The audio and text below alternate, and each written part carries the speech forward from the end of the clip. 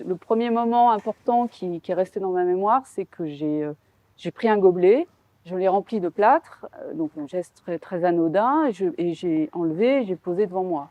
J'ai essayé de comprendre ce qui s'était opéré comme transformation dans mon esprit au regard de la chose qui venait d'apparaître en fait. Ça a été, je dirais, ça a été mon premier geste artistique pour moi, de mouler un objet, puis de mouler le moule, puis de mouler le moule, du moule, du moule, du moule, du moule. Ce qui m'a intéressé dans cette approche, c'est que tout d'un coup, il n'y avait plus de projection du tout d'un objet final, mais il y avait juste une observation de quelque chose en train de se faire. Il y avait aussi cette idée de décortiquer un peu cette pratique du moulage. Le matériau était habité du travail qui avait été effectué. Alors, je choisissais quand même des objets facilement démoulables. Et pour cela, il fallait aller retourner prendre des objets eux-mêmes qui avaient été moulés en fait en plastique et qui avaient cette capacité d'être moulés à l'infini. Et ça, j'aimais assez bien cette idée d'aller récupérer un objet d'une chaîne de production pour le ramener à l'atelier et qui suive un autre chemin dans le travail du moulage. Toute ma production à cette époque n'était que du processus. Ça devenait des formes, mais j'étais obnubilée par cette expérience du processus. Il s'est développé en moi quelque chose d'assez étrange, c'était l'envie de toujours pousser plus loin un seul geste. Je me suis rendu compte au bout de 2 années de travail que ce qui m'intéressait beaucoup, c'était comment le matériau se transformait par sa surface et en même temps dans le matériau lui-même. Et cette chose m'a beaucoup intéressée de laisser faire en fait le matériau, de le laisser se transformer. Quand je faisais les moulages de moulage, il y avait une tendance naturelle, c'était que mes formes allaient vers un aplatissement. C'est quelque chose qui m'a beaucoup marqué, ce statut un peu intermédiaire entre le plat et le volume. À un moment donné, j'ai basculé, j'ai dit ça devient uniquement de la surface pour travailler des matériaux plâtre, résine acrylique, etc. Il y avait cette idée d'aller chercher cette surface autant travaillée, d'aller juste en faire une empreinte. Il y a l'idée de la surface, mais les tranches sont importantes pour moi. Les épaisseurs, comment c'est retravaillé derrière. Cet effet, ce qu'on pourrait penser être un défaut, je préfère le garder. Ça m'intéresse comme une espèce d'effet de soulèvement de la surface.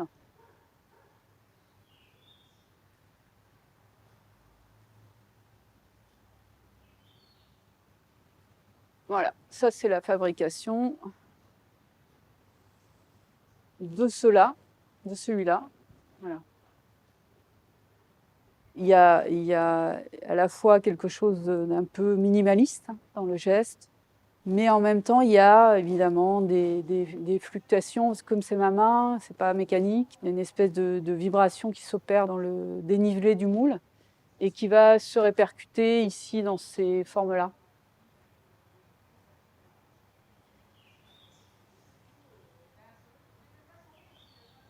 À partir du moment où une couleur entre dans l'atelier, elle va y rester, quoi.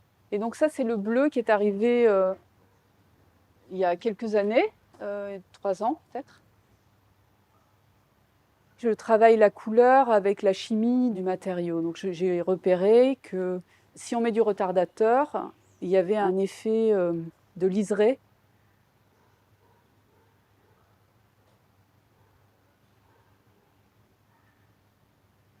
Il y a un peu aussi 2 axes dans mon travail. Il y a les pièces plus travaillées et il y a vraiment les pièces de coulée.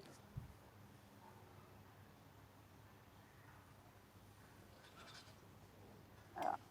Les moules.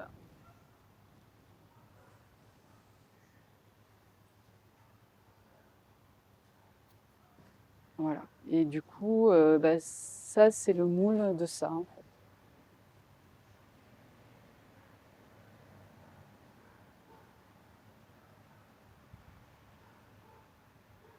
Là, il y a un spray. Alors ça, c'est des nouvelles recherches que j'ai mis un peu en suspens.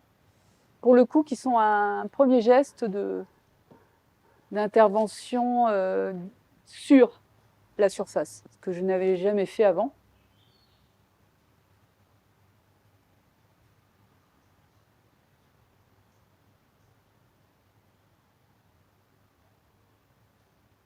Donc ça vient d'une coulée, par exemple, cette structure. Elle a été épaissie pour faire un bas-relief plus conséquent, en fait. Alors là, c'est un tableau magnétique avec des petites photos magnétiques. Ça me permet d'essayer de faire des compositions, enfin de réfléchir au travail en agençant assez rapidement les motifs, parce que pour le coup, il y a une espèce de petit vocabulaire qui se développe. Sur un mural comme celui de la rétrospective en 2018, en même temps, il y avait une diversité de couleurs et de formes, mais en même temps, toutes les pièces pratiquement avaient la même texture. Là, du coup, c'était plus précis pour moi, c'est qu'ils avaient tous la même peau, quoi, mais qui se voit pas, qui se ressent. Elle est détectable quand on s'approche, quand on vient même de très très près. Et là, on entre dans la matière. Cette idée du proche et lointain m'intéresse, parce qu'elle amène la notion de perception. Dans le travail des surfaces, j'aime bien jouer sur l'imperceptible, une espèce de mouvement physique, optique, que je cherche. En 2019, donc, j'ai fait une résidence à la tuilerie Monnier. C'est une grande usine dans laquelle on produit des milliers et des milliers de tuiles. C'est une usine ultra robotisée. Il y a très peu d'ouvriers à l'intérieur, c'est assez impressionnant. Ce qui m'intéressait, c'est qu'il y a un recyclage pratiquement total du matériau. Tout de suite, ça a fait écho à ma propre pratique, surtout autour de la paraffine. J'ai passé mon temps dans les bennes, dans les endroits où ça tombe avant que ça reparte. Je suis allée à différents états du matériau. Ce matériau terre qui pouvait être à certains endroits poudreux et amalgamé, à d'autres endroits lisses et aplatis, et puis aussi des endroits où il y avait des traces de machines. J'ai fait une énorme collecte pendant plusieurs semaines de tous ces morceaux qui, moi, me parlaient beaucoup. Et après, je l'ai repassé en cuisson. Et ensuite, il y a eu un glissement où j'ai commencé à produire des formes. J'ai réintroduit ma pratique du moulage par le plâtre.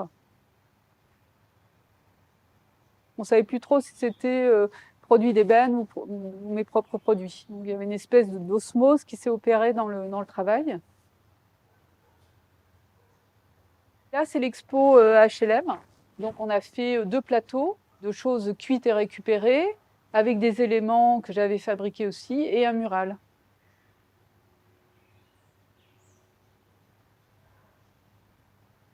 Et il y a eu aussi cette expérience qui a produit une pièce qui était vraiment intéressante. C'est des latex, donc ça m'a ramené aussi à un matériau antérieur. Ils mettent ça sur les machines qui pressent pour faire les moules, pour amortir, pour éviter d'abîmer trop les moules.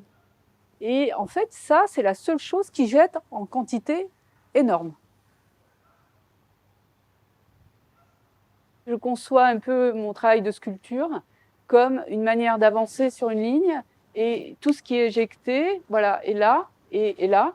Et c'est vrai aussi que j'ai une production de formes énorme, beaucoup, parce que je ne veux pas jeter, je veux soit recycler, soit que ça soit intégré dans le processus, soit que c'est les pièces qui sont éjectées de la machine, qui restent sur les côtés, puis moi je continue à avancer dans mon processus.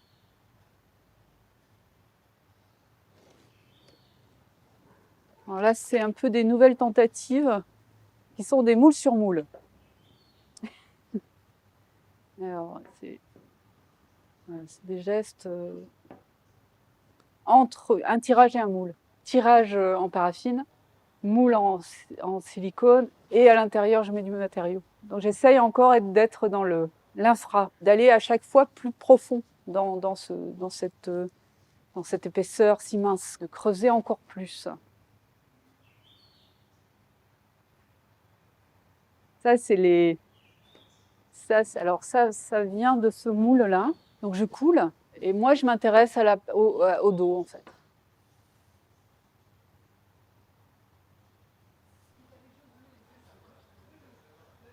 L'idée de se perdre dans un travail est quelque chose qui justement me permet de me mettre en retrait de ce qui va advenir et d'avoir des surprises. On ne voit pas quand on coule, et il y aura toujours ce moment de décollement, quoi. C'est ce moment-là que j'ai aimé au tout début, quoi. C'était de me dire qu'est-ce qui va se passer, qu'est-ce que ça va donner. Et c'est pour ça que je continue toujours dans un travail de moulage.